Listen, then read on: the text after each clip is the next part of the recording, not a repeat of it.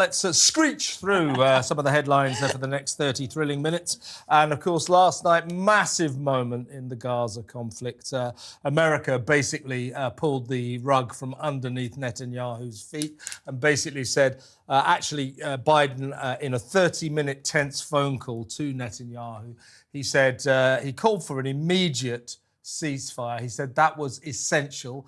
I think Netanyahu's railed back from that. But what Biden is saying is that unless America sees almost today, immediately, evidence that Israel is allowing aid into Gaza and that they are railing back on the warfare, the gunning, the bombing, that America will change its policy in the Middle East, will change its policy in Gaza. And basically what Biden is saying is you stop this war or America will stop being your ally.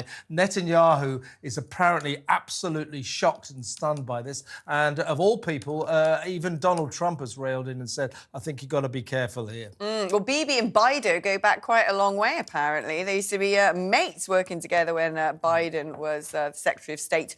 But no, there is talk now that the Erez crossing going into Gaza is going to be open. The port, big Mediterranean port, is going to start allowing aid to be shipped in. At the moment, that hasn't been possible. They are going to be checking every single shipment of aid to make sure that, well, it is aid and it is food supplies. But that moment where those that aid convoy was targeted and Israel say it's been a mistake, I believe it must be a mistake because it's done them no favours, has it? I mean, if you were going to war game, what's going to help you win allies and get support for your war? It ain't bombing the humanitarian cavalcade, is it? Yeah. So I think that was a mistake, but it has very much become like a sort of pivotal point, a fulcrum in this conflict. Is, Alex, that no one is believing Israel. Now, I think we should at least allow Israel to conduct this investigation, and until they've reached the conclusion of that investigation, you know, we should at least allow that contention that this was an accident in the fog of war at night to remain in place. But it just seems people just say, we don't care about the investigation. You definitely did this deliberately. The whole world is turning against Israel now, including our administration. Here's Rishi Sunak a couple of nights ago talking to Harry Cole on The Sun's new programme, Never Mind the Ballots. Here's what the Prime Minister had to say about what's happening in Gaza. You know, I spoke to Prime Minister Netanyahu last night and was very clear with him that the situation is increasingly intolerable, and what we urgently need to see is a thorough, transparent investigation into what has happened, but also a dramatic increase in the amount of aid getting into Gaza, removing the barriers, but also closer work with aid agencies to make sure things like this don't happen again.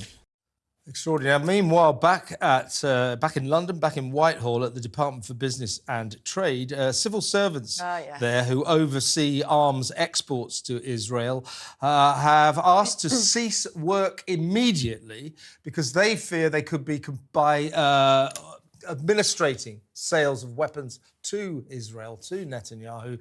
They fear they could be found to be complicit in war crimes. They could be liable for what's going on over there. So here we have civil servants once again refusing to do what their bosses say. Well, what's interesting about this, let's give this some context, shall we? Shall we sort of hang some facts on the tree of truth? It's basically, when it comes to our sale of weapons to other countries, we have a very strict licensing system. We have actually removed the licenses to sell weapons to Israel before, back in 2007 and 2008, when there was a previous Gaza conflict that lasted about 3 weeks. So that is not massively unusual. We are signatories to the UN's Genocide Treaty, which means that we basically say we'll do all we can to prevent there ever being any form of genocide. And the worry now is if there's a huge wave of famine across Gaza, then that could actually amount to genocide, because the International Court of Justice are still investigating that after South Africa put forward No, the International Court of Justice said it wasn't genocide. Well, they're still looking into it, aren't they? South Africa said, look into this. And they said it wasn't, but we're going to watch what you do. Do you remember they said we'll come back in 2 months or something? Yeah. So they've got got some eyes your on. Your point is that genocide is not just something that you can nebulously say, oh, it's genocide. It is a legal situation, and, also, and that has to be reached. Hasn't been reached right, yet. and everyone's all getting up in arms about this. And let's just point out what percentage of weapons to Israel do you think the UK provides? Whether or not we sell Israel doesn't make a blind bit of difference. No, but this is what's hilarious. 0.1%. Exactly. 0.1%.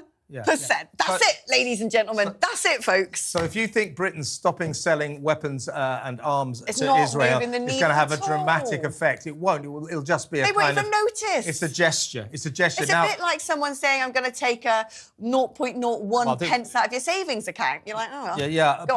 But what obviously hanging in the air is Joe Biden's threats. And if Joe Biden stops America selling weapons to Israel, then they're in big trouble. That is the big 60%. Yeah, and clearly that is what Biden is threatening Netanyahu. Netanyahu apparently is absolutely shocked by its old ally, Israel's old ally, and indeed two allies, Britain and America, basically saying, look, you're at the point now where we might stop supporting you. So this is a massive, massive moment in the Gaza conflict. Well, didn't we have someone on, was it Chris Parry, the Rear Admiral Chris Parry the other day, basically saying he thinks that this conflict's about to come to resolution anyway, that they've sort of managed to reduce Hamas down to the last sort of few ragtags, and hopefully we'll be seeing But they haven't. They're all up in Rafah. That's the problem. They're all up in Rafah. That half the problem is that they're a long way away from defeating or destroying Hamas.